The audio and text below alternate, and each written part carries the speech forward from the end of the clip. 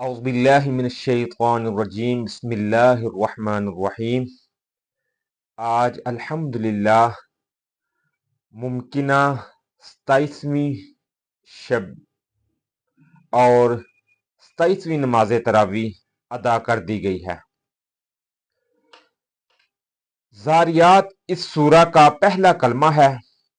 سورت کا آغاز بڑا پرجلال ہے۔ متعدد چیزوں کی قسمیں کھا کر بتایا جا رہا ہے کہ قوم قیامت کا وعدہ، وقوع قیامت کا وعدہ سچا ہے، ضرور برپا ہوگی۔ کفار اپنے کیے کی سزا پائیں گے، پرہیزگار جنت کی نعمتوں سے سرفراز ہوں گے۔ یہ لوگ رات کو بہت کم سویا کرتے ہیں اور سحری کے وقت اپنی خطاؤں کی بخشش طلب کرتے ہیں اور اپنے مال میں سے سائل اور محروم کی مدد کرتے ہیں۔ اس کے بعد حضرت ابراہیم علیہ السلام اور دیگر پیغمبروں کے حالات اور واقعات کا تذکرہ ہے۔ اللہ تعالی نے جن و انس کو اپنی عبادت کے لیے پیدا کیا۔ رازق اللہ تعالی ہے، وہ قوت والا اور مضبوط ہے۔ اس کے بعد سورۃ طور کا آغاز ہوتا ہے۔ 5 عظیم الشان چیزوں کی قسم کھا کر اعلان کیا جا رہا ہے قیامت ضرور برپا ہوگی۔ اس دن زمین اور آسمان لرز رہے ہوں گے، پہاڑ اون کی طرح اڑ رہے ہوں گے اور کفار کو دوزخ کی طرف دھکیلا جا رہا ہوگا۔ وہ جھٹلانے والوں کے لیے بربادی کا دن ہوگا۔ سورہ کے آخر میں حضور اکرم صلی اللہ علیہ وسلم کو بتایا گیا ہے کہ یہ لا علاج مریض ہے، فطرتاً شدید ہیں۔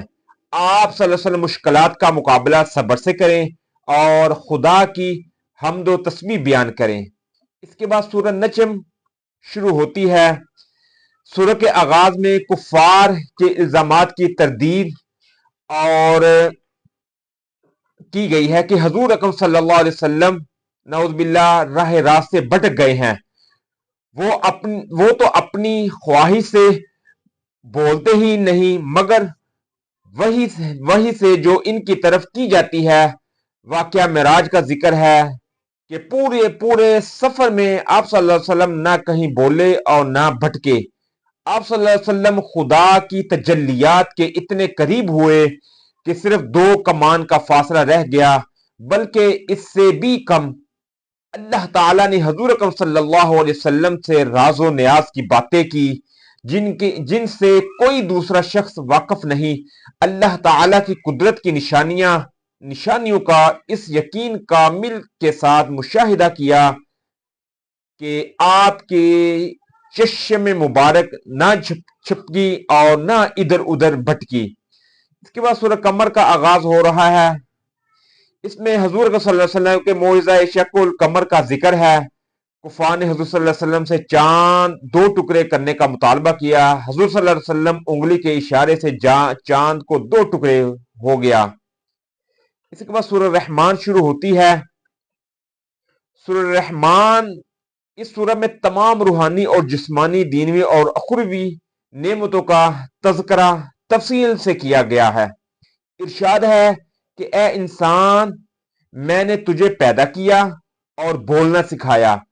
چاند، سورج، ستارے تیرے فائدے کے لیے بنائے، اتنی وسیع دنیا تیرے لیے تخلیق فرمائی، خشکی اور تری کو تیرے لیے مسخر کر دیا، ہر قسم کی نعمتیں تجھے مہیا فرما دی، پھر بھی تو انکار کرتا ہے اور تم اپنی رب کی نعمتوں کن نعمتوں کو جھٹلاؤ گے۔ اس کے بعد سورہ واقعہ کا آغاز ہو رہا ہے۔ سورہ کا آغاز وقوع قیامت کے ذکر سے ہو رہا ہے کہ قیامت برپا ہونے میں کوئی شک نہیں۔ قیامت کے روز نوع انسانی 2 گروہوں میں بانٹ دی جائے گی۔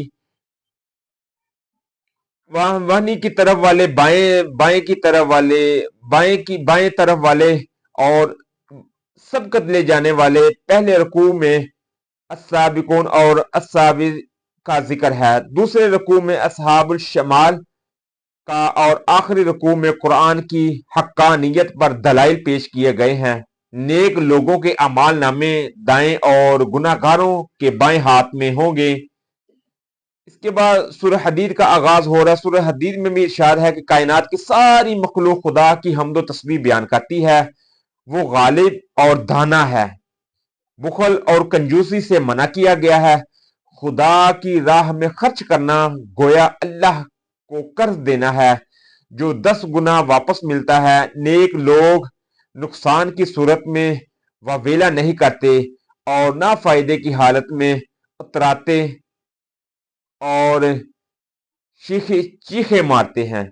अल्लाह ताला से दुआ है कि अल्लाह ताला हमें, मुमकिना 27वीं शब कद्र भी है, अल्लाह ताला हमें हमें इसके फ्यूज़ बरक़ात को समेटने की तौफीक अता फरमाए, और अल्लाह ताला हमें कुरान को सच्ची और पक्की मोहब्बत करने और इस पर अमल पैरा होने की तौफीक अता फरमाए। वमा तौफीकी इल्ला बिल्लाह।